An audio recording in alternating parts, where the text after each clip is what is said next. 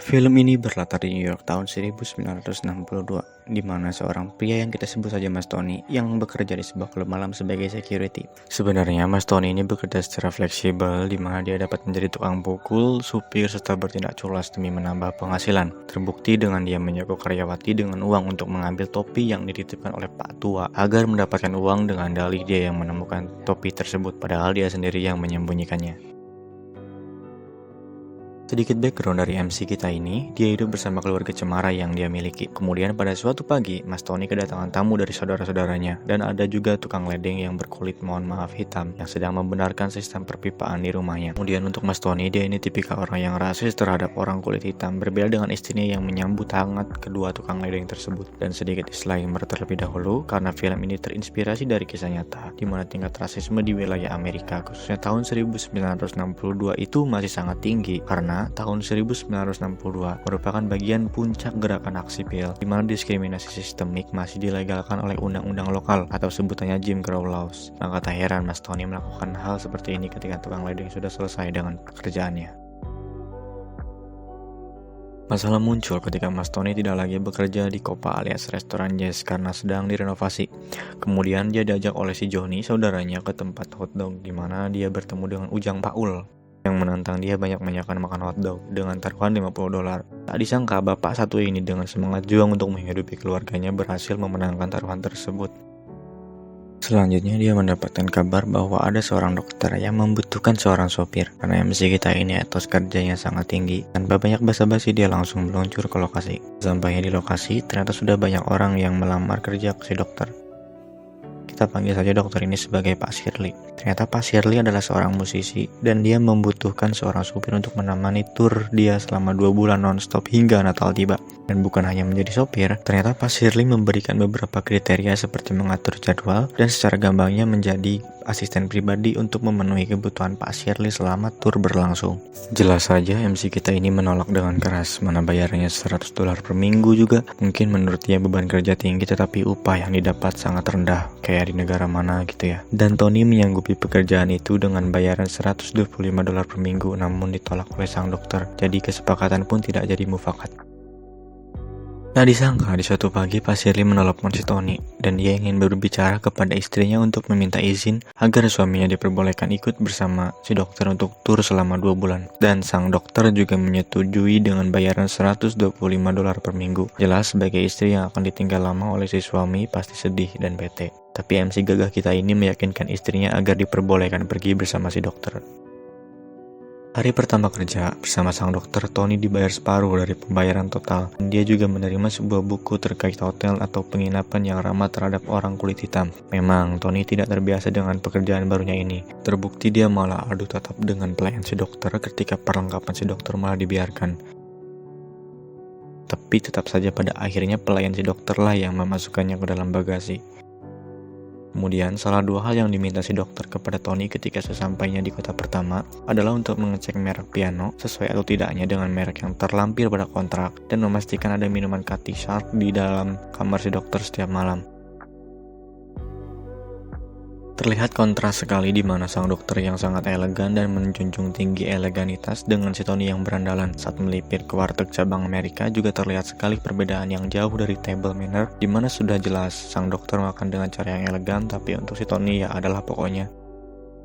Lagi-lagi Tony dengan tingkah konyolnya berhenti di bahu jalan hanya untuk kencing. Jelas hal ini membuat sang dokter keheranan dengan tingkahnya itu.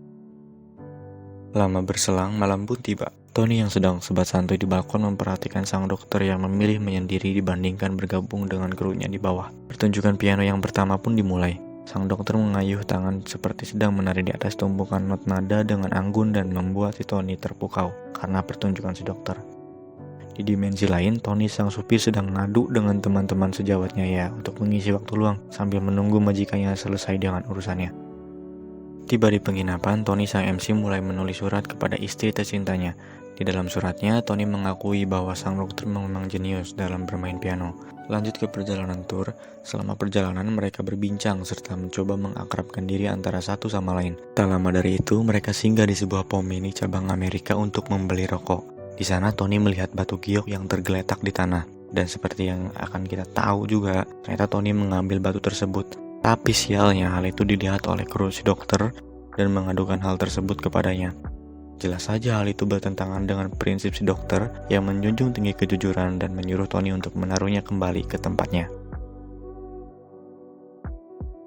Tiba di teater, Tony langsung mengecek merek pianonya apakah sesuai dengan kontrak si dokter atau tidak. Ketika melihat pianonya, jelas saja itu tidak layak dipakai dan banyak sampah juga di atasnya.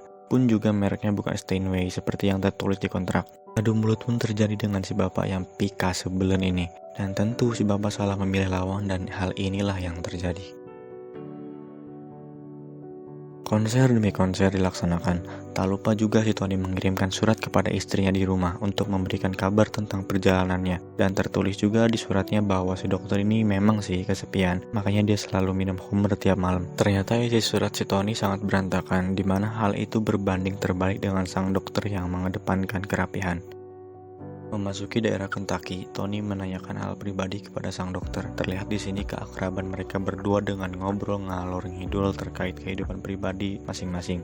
Di jalan, Tony melihat spanduk KFC dan mampir dululah buat beli nasi KFC itu kan. Sedikit hal unik terjadi di mana ternyata sang dokter tidak pernah makan ayam goreng sama sekali. Jelas, Tony akan memaksa sang dokter agar mencicipi ayam goreng tersebut. Pada akhirnya, si dokter mencoba ayam tersebut dan habis juga tuh ayam kan.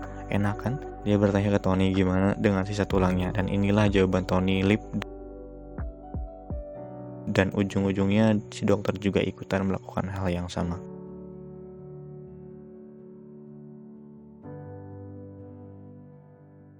Sampai di penginapan kedua, mereka pun pisah motel dan Tony berpesan jika butuh sesuatu tinggal kabari saja dia. Tak lama berselang, sang dokter sedang didiskriminasi di sebuah bar dan Tony buru-buru menghampiri bar tersebut. Sesampainya di bar, Tony meminta baik-baik agar si dokter dilepaskan. Tapi yang mereka tidak membiarkan si dokter pergi dan malah si bapak pentolan ini mengancam si Tony dengan sajam. Tapi Tony dengan sangat tenang dan dia melakukan gerakan seperti akan mengambil pistol di belakang badannya. Selama perjalanan ini, sepertinya jiwa rasis dari Tony perlahan memudar. Terbukti dengan dia yang sangat peduli terhadap si dokter dan tentunya juga dia bangga terhadap si dokter. Saat mereka melakukan perjalanan, tak disangka di tengah perjalanan terjadi trouble engine dan mereka berhenti di tengah ladang di mana kerja kulit hitam sedang membajak lahan tersebut. Terlihat mereka menatap heran ke si dokter yang nasibnya berbanding terbalik dengan mereka. Pun juga si dokter tidak nyaman di situasi tersebut.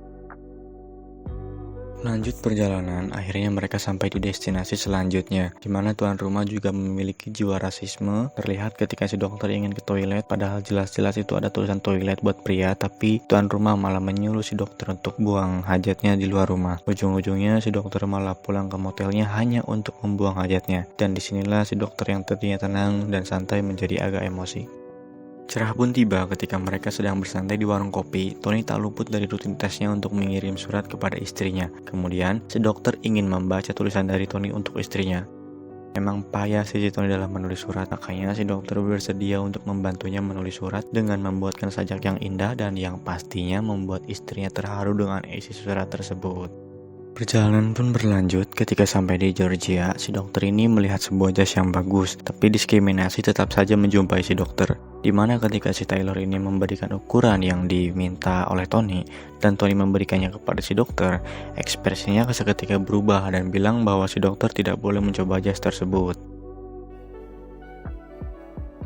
Lanjut ke perjalanan, mereka pun akhirnya tiba di penginapan berikutnya. Nah, di sini Tony bertemu dengan teman lamanya dan menyuruhnya untuk berhenti kerja untuk si dokter dan lanjut kerja ke si temannya ini dengan gaji 2 kali lipat dari yang si dokter berikan. Disinilah kita bisa melihat betapa loyalnya seorang Tony kepada si dokter, di mana Tony menolak dengan keras ajakan temannya secara mentah-mentah dan memilih untuk membersamai si dokter. Kemudian temannya mengajaknya bertemu di bar jam 8 malam.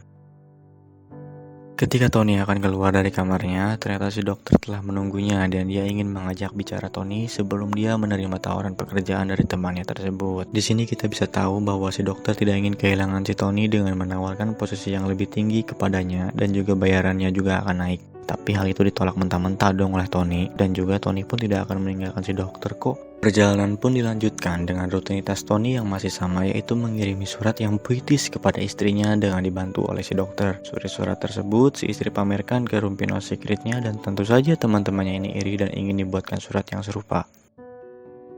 Konser demi konser dilalui dengan hikmat lancar tanpa hambatan. Ketika mereka berhenti di lampu merah, ada sepasang kekasih yang menatap heran kenapa si dokter di belakang dan malah Tony yang di depan. Tapi inilah yang Tony lakukan untuk membalas mereka.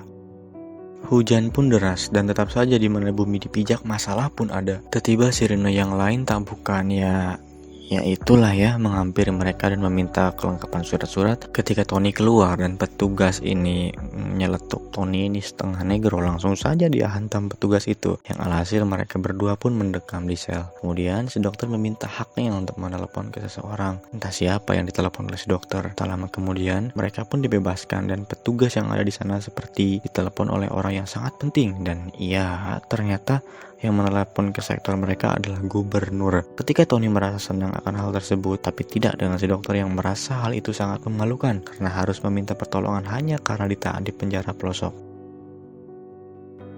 Di sini kita bisa tahu bahwa si dokter sudah sering kali mengalami diskriminasi bahkan selama hidupnya, dan sepanjang jalan ini mereka bertengkar terkait dia yang tidak diterima di rasnya karena dia tidak sama dengan mereka, pun juga dia tidak sama dengan ras si Tony. Ketika sampai di penginapan, Tony dan si dokter satu ruangan dengan Tony yang sudah mahir dalam menulis surat, dan Tony juga menyarankan agar si dokter menyurati saudaranya. Kemudian diakhiri dengan quote yang menurut saya bagus, yaitu dunia dipenuhi oleh orang kesepian yang takut bertindak duluan. Sesampainya di Last Destination, tetap saja si dokter mendapat perlakuan diskriminatif, di mana ruangan yang disiapkan hanya berukuran kecil, mirip tempat nyimpen sapu lah gitu ya. Pun itu juga berada di dapur. Ya benar-benar tidak layak lah untuk seorang pianis mahir seperti si dokter. Ketika makan malam tiba, tetap saja si dokter mendapatkan perlakuan diskriminatif dari staf restoran yang tidak membiarkannya masuk. Jelas, dokter tidak mau makan di tempat lain dan balik memberikan pilihan antara dia makan di situ atau tidak jadi tampil. Kemudian manajer restoran mengajak Tony mengobrol berdua dengan tujuan untuk menyogok si Tony agar dia mau membujuk dokter untuk makan di tempat lain. Yang mana hal itu membuat si Tony marah, tapi ada si dokter yang melerai mereka. Dan dokter kemudian bilang dia akan main kalau Tony mau dia main. Dan inilah jawaban si Tony.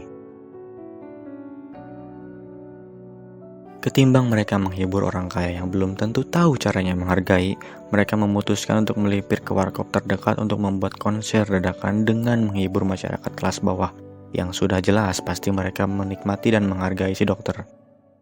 Dengan berakhirnya konser di warkop, selesai jugalah perjalanan tur mereka. Ketika di perjalanan pulang, mereka lagi-lagi dihampiri oleh petugas polisi yang memberitahu mereka bahwa mobilnya miring ke kiri, dan memang ketika dicek bannya ternyata bocor. Setelah melakukan pergantian ban, si dokter mengajukan agar dia yang menyetir ke arah pulang. Ketika sudah sampai di depan rumah, Tony mengajak si dokter untuk menemui keluarganya yang sedang merayakan Natal. Namun si dokter menolak dan beranjak pulang. Suasana Natal di rumah si dokter sangat berbeda jauh dengan di rumah Tony yang riuh hangat keluarga berkumpul. Ketika Tony sedang merayakan Natal, tiba-tiba pintu rumah diketuk dan ternyata si dokter yang bertamu untuk merayakan Natal bersama keluarga Tony.